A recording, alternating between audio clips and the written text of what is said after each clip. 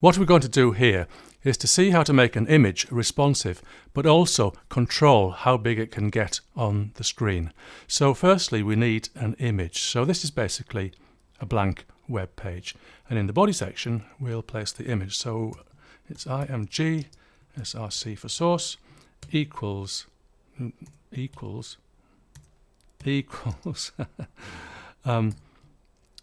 now put the path to the image, which is going to be different for you. So that's users, David Meller, that's me, desktop, and the file is flower.jpg.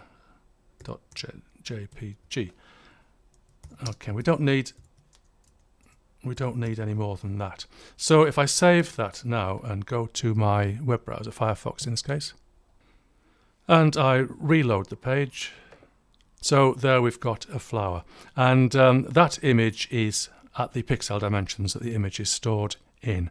So it's not full, it's not filling the whole of the screen yet. And what happens if we try to make the screen smaller? It cuts off the image, so it's not responsive. So it would look cut off on smaller screens, which isn't generally what we would want. So let's just make that full screen again, and I'll go back to my editor. So what we'll do here is we'll go into the head section and we'll add some CSS. So style/style and make a bit of space in there. So if I type img, it's going to apply this style to all images on the page. So I've just got one image, but if I had more images, it would apply to all of them. So curly bracket, and then I'm going to put width 100%. So save that and go back to the web browser and reload the page, and we can see that the image now fills the full window width. So that's 100%.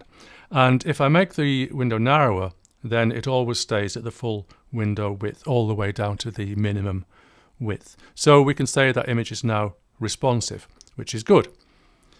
The drawback to that is that this image is now too big. So if someone was looking at this page on a wide monitor, then the image is too wide, and indeed you can't even see the whole of the image. So that's not ideal. So we need to do something about that. So back to the editor, and I'm going to add one more line of code here, which is going to be max width, and I'm going to put in here 800 pixels.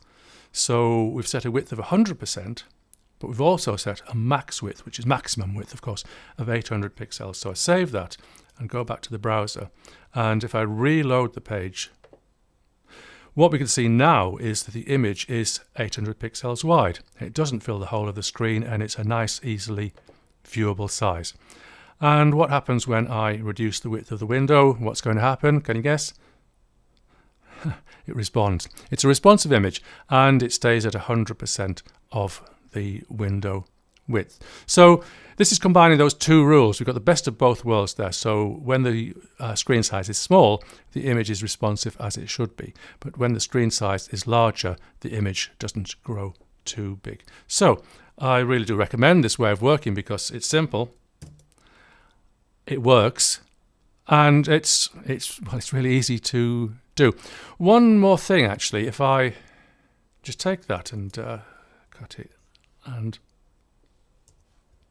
put it before the width, because you might think that one rule might override the other. So it's just worth trying that out. So go back to the browser and reload, and it looks the same so far, and it responds just the same as it did previously. So we can see from this that the order of these rules doesn't matter, which is not always the case in CSS. You might notice also that we achieve this without using media queries. You can use media queries if you want to make your life more complicated. So this is a nice simple way of doing it. Don't forget to like and subscribe, and I'll see you in the next video.